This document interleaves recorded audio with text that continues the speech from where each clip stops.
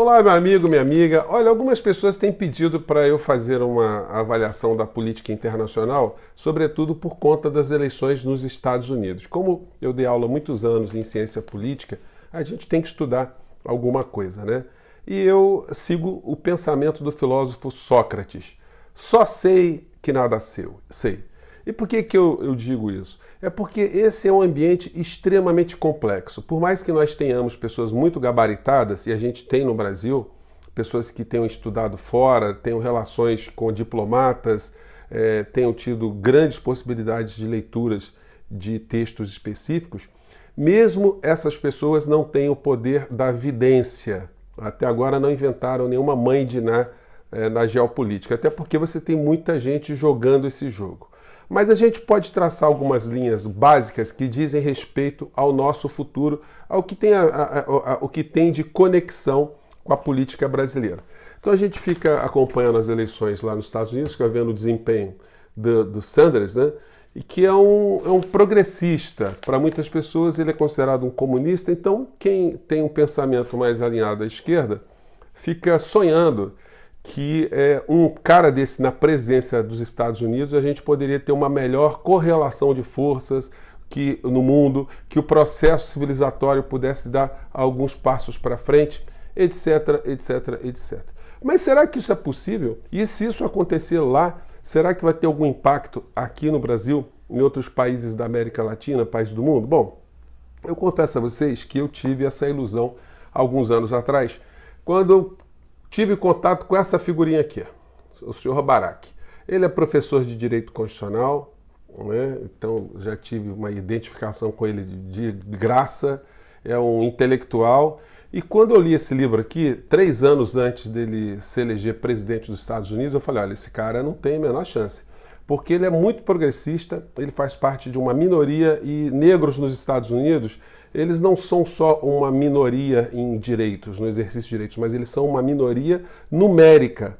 A população afrodescendente nos Estados Unidos não ultrapassa 10%, então é bem diferente do Brasil. Então eleger um negro nos Estados Unidos, que é um país que vocês conhecem, né, bem, era uma coisa quase utópica demais. E eu pensei, ele não vai conseguir se eleger, mas se ele conseguir se eleger, vão matar o cara, porque o cara que tem ideias muito avançadas, ele provavelmente vai encontrar muitas resistências. Bom, ainda bem que eu errei, ele continuou como presidente norte-americano, ele foi um inspirador para muita gente, para muitos movimentos, mas ele não conseguiu enfrentar as grandes corporações nos Estados Unidos, os grandes lobbies, os grandes interesses. É aquilo que Noam Chomsky chama de corporatocracia. As corporações que mandam nos democratas e mandam nos republicanos. Então eu li esse livro aqui, eu fiquei muito entusiasmado com Obama. E depois, quando você lê esse livro aqui recente da Michelle Obama, aí você entende que o casal não é qualquer coisa. Um casal que veio de baixo, um casal de intelectuais, estudaram muito, investiram na educação deles, ambos foram lecionar, enfim, eles vieram de baixo, militaram em movimentos sociais. Então, eles tinham tudo para não conseguirem chegar aonde eles chegaram. Não é à toa que Michelle Obama, ela como também é uma intelectual, ela está sendo cotada, inclusive, para aparecer nesse jogo nos Estados Unidos, para disputar as eleições com candidatura, né, de maior enfrentamento ao que está acontecendo por lá. Então, é difícil a gente fazer uma análise do que pode vir a acontecer lá. Eu prefiro não cultivar grandes ilusões. E eu vou demonstrar para vocês como essas minhas impressões elas podem estar muito próximas da realidade. Em primeiro lugar, vamos pegar aqui na situação geopolítica, o poder norte-americano na América Latina, onde eles escolheram Maduro para ser derrubado, né?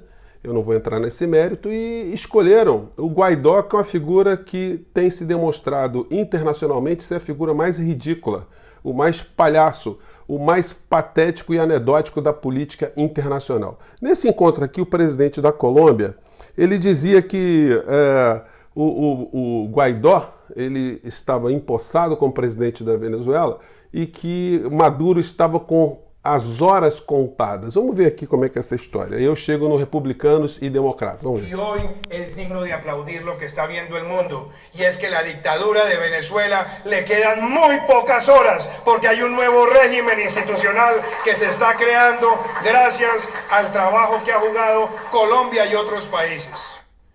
E aí é o seguinte, aí o Juan Guaidó, que tem peregrinado o mundo, ele está numa situação sui generis, porque é um cara que se autoproclamou, ele não tem apoio popular, não tem massas, multidões atrás dele, tem apenas interesses econômicos de algumas poucas nações poderosas.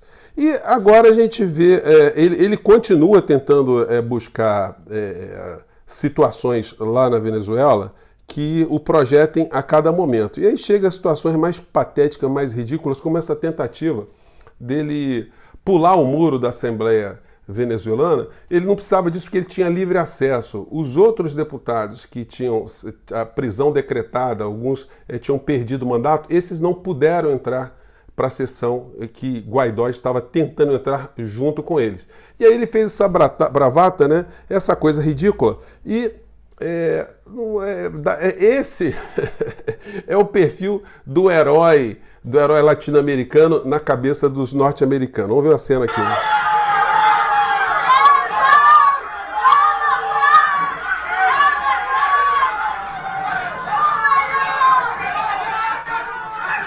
Enfim, ele não consegue passar.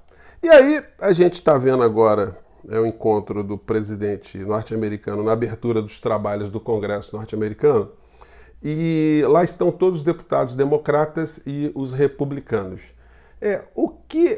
Qual é a visão que essas pessoas têm sobre o golpista Guaidó, o autoproclamado, o testa de ferro dos interesses norte-americanos dentro da Venezuela? É um cara que não tem país, um cara que não tem parlamento, um cara que não tem povo atrás dele. Enfim, o cara já está sendo acusado de corrupção, mas aí vocês, quando analisam o comportamento dos dois partidos fundamentais dos Estados Unidos com relação a essa criatura, aí você fala, meu Deus, olha, tá ruim de alguém ganhar as eleições lá e ter uma mudança geopolítica, né? Vamos pegar aqui o trecho, vamos lá. Is the true and legitimate president of Venezuela, Juan Guaidó. Mr. President, please take this message back to your family.